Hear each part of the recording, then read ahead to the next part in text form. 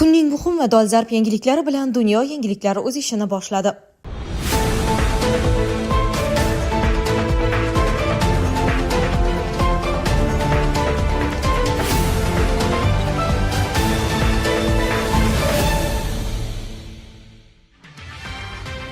Keyingi urush Turkiya va Isroil o'rtasida bo'lishi mumkin. Vaziyat jiddiy. Rossiya Ozarbayjon bilan keskinlik fonida Armanistondagi bazasini to'ldirmoqda razvedka. Xamenei Isroil bilan urush boshlanganidan beri ilk bor omma oldida ko'rinish berdi. U xalqqa nimalar dedi? Rossiyada 3 o'zbekistonlik qo'lga olindi. Si Szinpin Putindan NATOga hujum qilishni so'rashi mumkin. Ramzan Qodirov urushga qancha harbiy yuborganini ochiqladi. Isroil Yamanga zarba berdi. Talofatlar jiddiy. Urologik muammolardan charchadingizmi? Prostata yallig'lanishi, tez-tez peshob, jinsiy zaiflik, bepushtlik kabi muammolar bezovta qilmoqdami? Turkiyalik mutaxassis Yunus Tur bilan bu dardga yechim toping. 100%, 200 mingdan ortiq mamnun mijoz, halol va ISO sertifikatlari, uzoq yillik tajriba. Prostamix haqiqiy erkaklar uchun tabiiy mahsulot. Batafsil ma'lumot 55 kodi bilan 513 99 99. Dunyo yangiliklari sizga ishonchli mahsulotni tavsiya qiladi. Keyingi urush Turkiya va Isroil o'rtasida bo'lishi mumkin. Yaqin Sharqda yangi geosiyosiy qarama-qarshilik kuchaymoqda. Yaqin Sharqda Turkiya va Isroil o'rtasida yangi ziddiyat yuzaga kelishi ehtimoli ortmoqda. Bu haqda Financial Times gazetasi o'zining tahliliy maqolasida ta'kidlagan. Nashrga ko'ra, mintaqadagi kuchlar muvozanati tobora beqaror bo'lib, ikki mamlakat o'rtasidagi taranglik ochiq qarama-qarshilikka aylanishi mumkin. Turkiya tashqi ishlar vaziri Xoqon Fidan IXT yig'ilishida keskin bayonot berdi. Falastin, Livan, Eron yoki Yaman muammosi yo'q, lekin Isroil muammosi bor degan Fidan. Prezident Erdo'g'onning yaqinlari esa Isroil Turkiyani strategik jihatdan o'rab olganini da'vo qilmoqda. Isroilda esa Turkiya ta'siri hatto Eronnikidan ham xavfliroq deb baholanmoqda. Suriya hozirda asosiy to'qnashuv maydoniga aylangan. Turkiya Suriyaning shimolini nazorat qilayotgan bo'lsa, Isroil janubidagi bufer zonasini egallab, kurdlar va druz guruhlarini qo'llab-quvvatlamoqda. Aprel oyida ikki tomon o'rtasida deyarli to'g'ridan-to'g'ri harbiy to'qnashuv yuz bergani ham qayd etilgan. AQSh mintaqadagi keskinlikni yumshatishga urinmoqda, ammo bu oson bo'lmaydi. Washington ittifoqchilari bo'lgan ikki davlat o'rtasidagi ziddiyatni nazorat ostida ushlab turishga harakat qilmoqda. Biroq mutaxassislar nazarida mavjud geosiyosiy muhitda bu diplomatik muvozanat har qanday vaqtda izdan chiqishi mumkin. Rossiya Ozarbayjon bilan keskinlik fonida Armanistondagi bazasini to'ldirmoqda razvedka. Kreml Ozarbayjon bilan ziddiyatli vaziyatda Armanistondagi harbiy bazani mustahkamlamoqda. Bu haqda Ukraina razvedkasi xabar berdi. Razvedka xizmatiga ko'ra, mojaro oldindan tayyorlangan Rossiya Rostov va Volgograd viloyatlari, shuningdek, bosib olingan Qrimda xizmat qilayotgan harbiy xizmatchilarni Gryumidagi bazasiga o'tkazmoqda. Bundan tashqari ta'kidlanishicha, Rossiya Kavkazning mazlum xalqlari orasida ko'ngillilarni faol ravishda jalb qilmoqda. Razvedkaning yozishicha, Kremlning bu qadami Rossiyaning Janubiy Kavkaz mintaqasida ta'sirini kuchaytirishga qaratilgan kengroq strategiyasining bir qismidir. Rossiya qo'shinlarining Armanistonga kiritilishi mintaqadagi vaziyatni beqarorlashtirish va qo'shni davlatlarning pozitsiyalarini zaiflashtirishga qaratilgan. Razvedkaning qayd etilishicha, Moskva va Baku o'rtasidagi munosabatlarning yomonlashishi Rossiyaning oldindan rejalashtirilgan ssenariysining bir qismi bo'lishi mumkin. Xabarda keltirilishicha, razvedka Rossiya qo'shinlarining Rossiya ichida ham, uning chegaralaridan tashqarida harakatlanishini ham diqqat bilan kuzatishda davom etmoqda. Armaniston Tashqi ishlar vazirligi Ukraina bosh razvedka boshqarmasining Rossiyaning mamlakatdagi harbiy ishtirokini kuchaytirish haqidagi bayonotiga izoh berdi. Unda departament matbuot kotibi Anni Badalyan mamlakatning pozitsiyasi prinsipial ekanini va Armaniston hududidan 3-davlatlar qo'shni davlatlarning birortasiga qarshi harbiy amaliyotlar o'tkazish uchun foydalana olmasligini ta'kidladi. Xamenei Isroil bilan urush boshlanganidan beri ilk bor omma oldida ko'rinish berdi.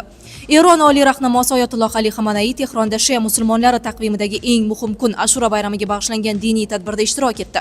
Eron televideniyasida Xameneining video lavhalari namoyish etildi. Ali Xamenei Isroil Eronga qarshi urush boshlagan 13-iyundan beri ilk bor omma oldida chiqdi. Eronlik yuqori martabali qo'mondonlar va yadro olimlarining o'limiga sabab bo'lgan 12 kunlik urushda Xamenei xavfsiz joyda edi. Xavfsizlik nuqtai nazaridan Xamenei urush paytida oldindan yozib olingan video murojaatlarni tarqatgan va omma oldida chiqish qilgan. Isroil 13-iyundan beri Eronga zarba berib, yadroviy inshootlar, yuqori martabali harbiy amaldorlar va yadroviy olimlarni nishonga olmoqda. Eron bunga javoban Isroilga raketa va uchuvchisiz samolyotlar uchirdi. Qo'shma Shtatlar 22-iyun kuni Eronning 3 ta yadroviy obyektiga zarba berib, mojaroga kirishdi. 2 kundan keyin Eron oldindan ogohlantirilgandan so'ng Qatardagi AQSh harbiy bazaga hujum qildi. Isroil va Eron 24-iyun kuni otash kesimga kelishib oldi. Ali Xamenei 26-iyun kuni e'lon qilingan videoda Eron Isroil va AQShni mag'lub etganini e'lon qildi. Shundan so'ng AQSh prezidenti Tramp Eron oliy rahnamosini sharmandali o'limdan qutqarganini aytdi. Rossiyada 3 o'zbekistonlik qo'lga olindi. Qo'lga olinganlar jarimaga tortildi va ularga Rossiyadan chiqarib yuborish jazosi tayinlandi. Rossiyaning Mordaviya Respublikasidagi Kovalinka shahrida ichki ishlar xodimlari tomonidan qurilish obyektida hujjatlarsiz ishlayotgan 3 nafar O'zbekiston fuqarosi qo'lga olindi. Mazkur shaxslar mehnat faoliyatini belgilangan tartibda ruxsatnomasiz amalga oshirganliklari sababli har biri 9000 rubl miqdorida jarimaga tortildi. Qo'lga olinganlar xorijiy fuqarolarni vaqtincha saqlash markaziga joylashtirilib, ularga nisbatan Rossiyadan ma'muriy chiqarib yuborish jazosi tayinlandi. Rasmiylarga ko'ra, bunday qonunbuzarliklar Rossiyada muhojirlar bilan bog'liq mehnat tartibini qat'iy nazorat qilish zarurligini yana bir bor ko'rsatmoqda. Mahalliy hukumat organlari hujjatsiz ishlayotgan xorijliklar bo'yicha reydlarni kuchaytirishni rejalashtirmoqda. Shu bois O'zbekiston fuqarolariga xorijda ishlashdan oldin barcha huquqiy talablarni to'liq bajargan holda yo'lga chiqish tavsiya etiladi. Si Szinpin Putindan NATOga hujum qilishni so'rashi mumkin. NATO rahbari Mark Rutte Rossiya Xitoy iltimosiga ko'ra alyans hududiga hujum qilishi mumkinligini aytdi. Bu haqda u The New York Times gazetasiga bergan intervyusida so'z ochdi. Agar Xitoy Tayvanga qarshi kuch ishlatishga qaror qilsa, Xitoy yetakchisi Szinpin Rossiya prezidenti Putindan NATO hududiga hujum qilish orqali yevropaliklarni Hind-Tinch okeani mintaqasidagi vaziyatdan chalg'itishni so'rashi mumkin, deydi u. Ruttening so'zlariga ko'ra, bunday ssenariyning yuzaga kelish ehtimoli ortib bormoqda. Shu munosabat bilan u Pekin va Moskvani jilovlash uchun ikkita asosiy qadam zarurligini ta'kidladi. Ulardan biri rossiyaliklar hech qachon hujum qilmasligi uchun G'arb ittifoqini jamoaviy mustahkamlash bilan bog'liq. Ikkinchi majburiy chorani Rutte Hind-Tinch okeani mintaqasi bilan mudofaa sanoati va innovatsiyalar sohasida qo'shma ish deb atadi. Alyans yetakchisiga ko'ra, bunday hamkorlik prezident Tramp boshchiligidagi AQSh ma'muriyati tomonidan faol targ'ib qilinmoqda.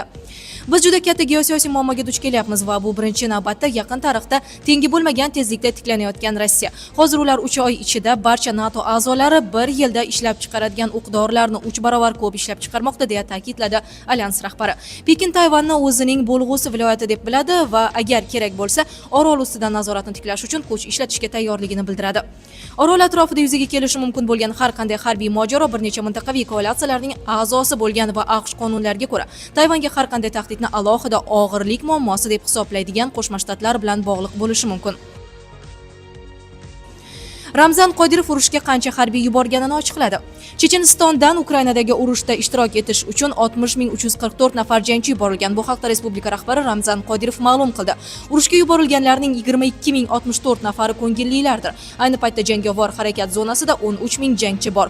Qodirov 7-may kuni Rossiya prezidenti bilan uchrashuvda urush boshlanganidan beri Chechenistondan 55.5 ming jangchi, jumladan 21.6 ming ko'ngilli yuborilganini aytgandi. Hozir frontda Mudofaa vazirligi, Rosgvardiya, Ahmad maxsus kuchlari va Checheniston ichki ishlar vazirligidan 11 mingdan ortiq yigitlarimiz bor, deb yozdi Qodirov o'shanda o'zining Telegram kanalida.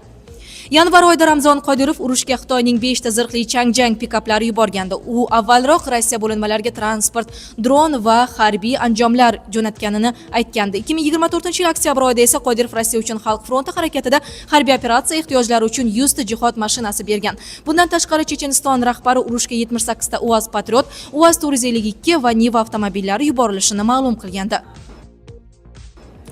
Isroil Yamanga zarba berdi. Isroilning Sahal kuchlari 6-iyul kuni kechqurun Yamanning Hadayda, Ras Iso va As-Salif portlari hamda Ras Kanatib elektr stansiyasiga zarba bergani haqida xabar berdi.